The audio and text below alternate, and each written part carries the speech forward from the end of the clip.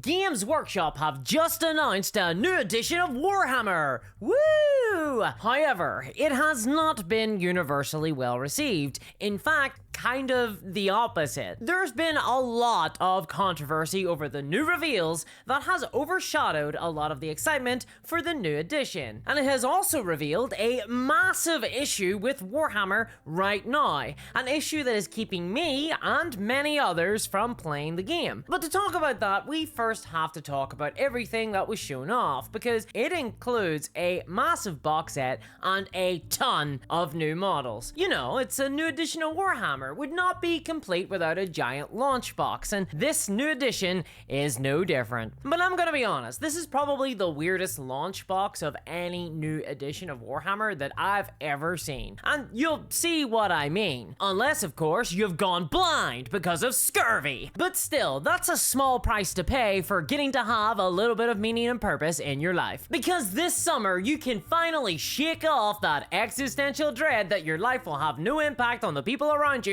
because you are finally needed for a massive global campaign that is taking place right now. Yes, you are correct. It's the Summer of Plunder, and it's running from June 1st through to August 4th, and you are invited. Across these 9 weeks, you can play games, earn points, and dominate a huge metamap with your comrades in an epic narrative campaign where your wins and losses will have a huge impact on the overall story of who will finally conquer the Spanish Main.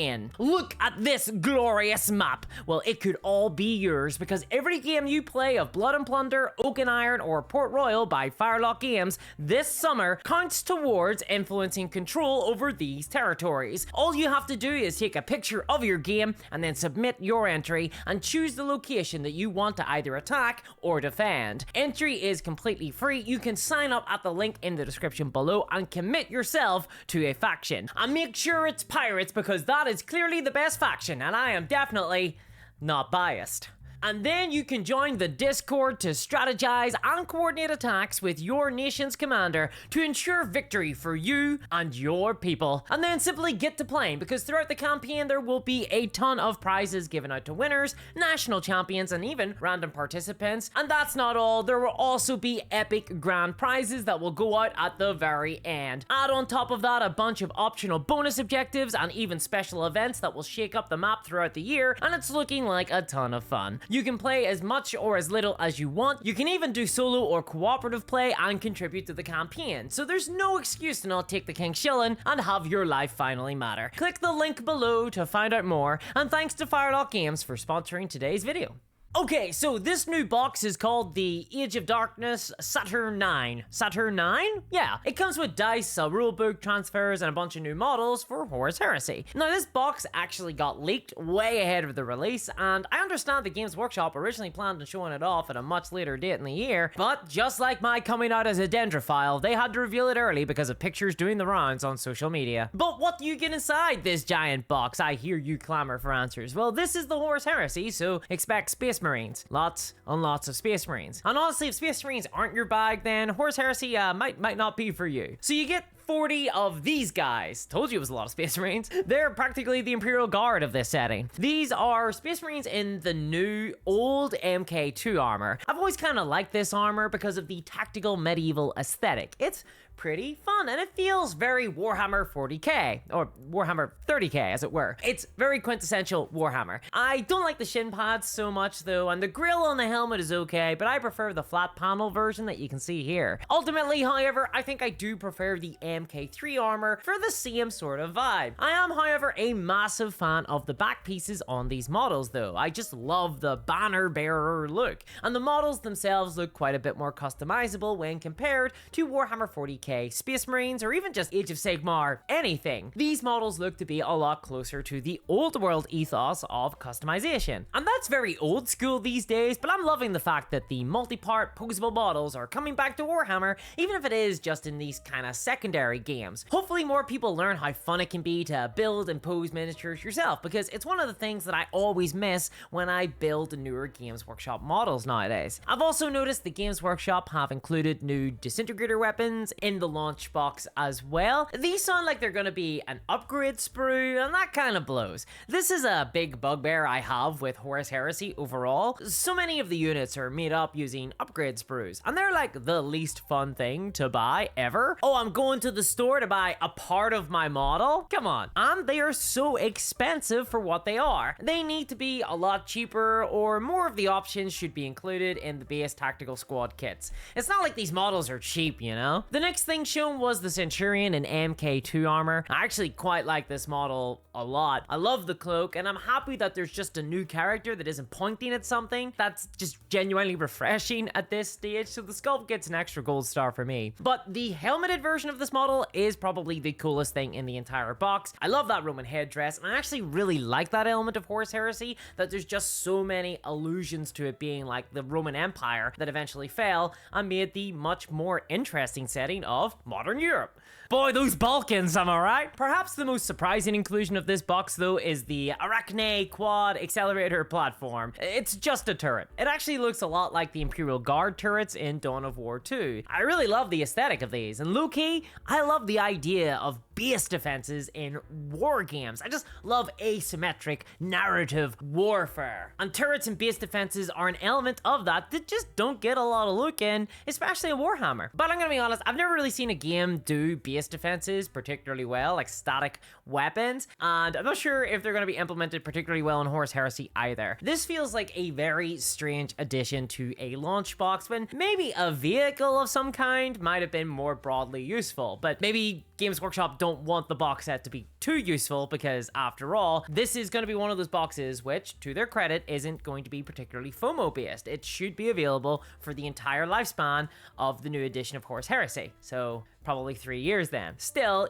even with all that, it's a very strange addition. And speaking of strange additions, shoulder pads! They're back! It's the 80s all over again, and the power suit returns to Warhammer. These are the Saturnine Terminators, and they're a thing now, it seems. So yeah, these are pretty funky. I don't really know what to make of them. They honestly look kind of dorky. They're based on the prototype Terminator Marines that were released in the 1980s for Rogue Trader, and I think that these new updated versions of them, the paint scheme is doing a lot of work for them, because there's no way that I can freehand that pattern that Games Workshop's Heavy Metal team have done. So if I own these models, they're gonna look like shit. And okay, I know the Games Workshop are trying to market nostalgia here, and I do like that they've gone back to an earlier iteration, but these models, I don't know, they just don't really do it for me. Though they aren't as bad as the Centurions from 40k, and actually these might be fine proxies for Centurions, honestly. Those are pretty awful models. And actually, there's a Centurion in this box as well, but it's a completely different armor. Oh man, Games Workshop are not thinking about SEO when it comes to their store. Funnily enough though, I think I prefer the Praetor character model who's wearing the exact same armor as those guys, just because the pose for her feels a bit more neutral. This particular character is multi-part but not multi-pose, which is sad. And of course, she is a character, so gotta be tied to that tactical rock of authority. Classic. But then we get to possibly my most controversial take about this box,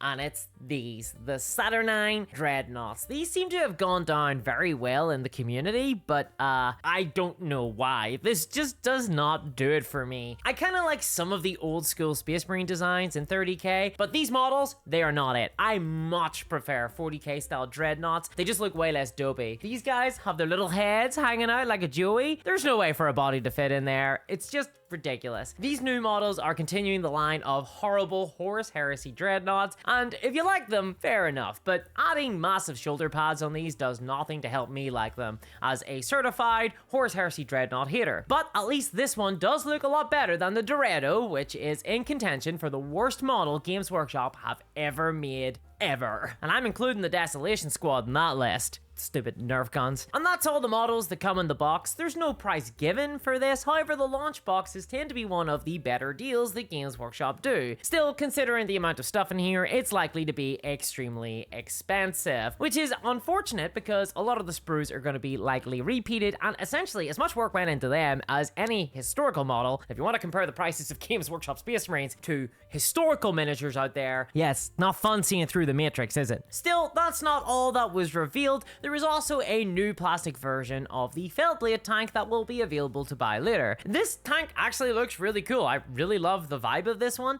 It reminds me of the light tank from Command & Conquer Red Alert, although obviously bigger. Though controversial, I kinda think this tank would have looked better if it was smaller and more of a main battle tank size rather than a super heavy, but I guess that's just me. Everybody else, they just love it to be bigger, a lot bigger. So big it hurts. So there's been a lot of stuff revealed then for the very large Horus Heresy fandom. Still though, I worry that this new edition of Horus Heresy just might not perform as well as the second edition did back in 2023. I mean, that launch box in game sold pretty well, partly because it provided, for the first time ever, upscaled Firstborn Marines in plastic. And it also came out in 2022 at a time when Warhammer fever was at its peak and we were all trapped inside our bedrooms, and that's just not where we are this time. I, for example, am spending a lot more time in my living room. But also I suspect this box might do a lot worse because of a massive problem with the new edition that has a lot of the Horus Heresy community extremely upset. And it's a pretty ironic reason as to why they're upset, although I can't help but agree with many of them.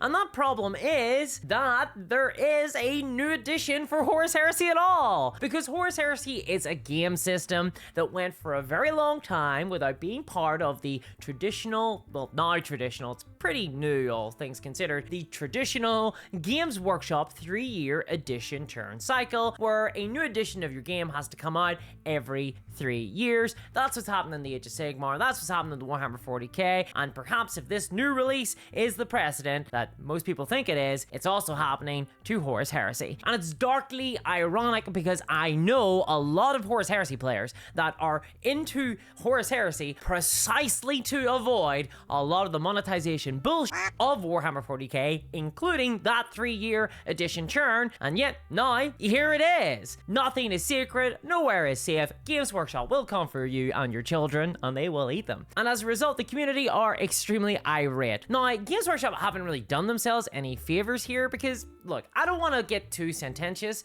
Lord knows the Games Workshop have been up to a lot of really serious bullshit this month. If you missed my last video, check it out. And Horus Heresy 2.0 had a ton of game design issues that did need to be addressed, potentially with a new edition of the game. But for me, especially, it was frustrating to learn that all the books for the previous edition of Horus Heresy would not be compatible with the new edition and therefore rendered obsolete. A lot of people are upset about this. There's a lot of wargamers out there who have spent a lot of money on books, who have stable play groups, and now they're gonna have to spend hundreds of dollars on new books just to get the game back to where they started with it. And yeah, on the one hand, that makes sense. It's pretty reasonable to expect that new editions won't be backwards compatible. But this is a really strong reminder to everybody. The Games Workshop's entire business model is predicated on selling excessive books, not digitizing the rule sets, and then forcing hobbyists to essentially rebuy the same content over and over because of an artificial 3-year upgrade scam designed to suck money from hobbyists. And that's not me talking, that's Games Workshop. They brag about this in their financial report. Every 3 years a new edition comes out. And while I don't play Horus Heresy, the announcement for this new edition made me realize that this business model has actually stopped me from buying codices and expansion books for Warhammer entirely for all the games I play. In fact, I've stopped buying anything physical from Games Workshop that isn't a miniature. And I didn't make an active decision to do this at all. In fact, it's really unusual for me. I have codices from 3rd, 4th, 5th, 6th, 7th, 8th, and 9th edition Warhammer 40k. I've got most of the Warhammer Fantasy books. I've even got Age of Sigmar books. I've got dozens of them on my bookshelf. They're a load-bearing shelf, and it's for all sorts of different games from Games Workshop. Dozens of them. But just instinctively now, my body reacts to new Games Workshop books like they're made out of AIDS and they're trying to get it inside me. I don't even get excited for them anymore because I know that they'll all be made redundant within a few years because of the edition churn. And sure, £45 for a 300-page color hardback sounds like a good deal, but it's only good if the book lasts forever, not just a year or two and is then expected to be replaced. At that stage, the price looks a lot worse. And what makes it even worse than all that is the length of time. If Games Workshop must do edition churn, 3 years between editions is far too short. War games are not video games that I can just turn on and play without any investment. If I wanted to get into Horus Heresy with this new edition, I need to build the models, I need to trick my friends into help me paint them, I need to get all the terrain printed and ready. This would would genuinely take me years to get an army, a 3,000 point army together. Unless, of course, I start a very expensive math habit and get it all done in a single night like Ash Barker. Seriously, how the hell does that guy get all those games in? Where does he find the time and energy? And then, once I'm ready to play, I'll probably get a year out of it, tops, before another edition comes out and blows it all to irrelevancy. And I wonder how long Games Workshop can keep this business model up. It's certainly making them a shit ton of money, but will there always be new people ready to replace those hobbyists that leave? Is this why tech bros are always going on about birth rates? Are they worried for Warhammer? Well, I don't know, but you can check out my review of Trench Crusade below in my Patreon. Click the link and help support my channel. It's only thanks to your support that I can keep doing wargame and RPG news. So thank you so much to my patrons, especially CryptoKev, and I'll catch y'all next time. Bye-bye.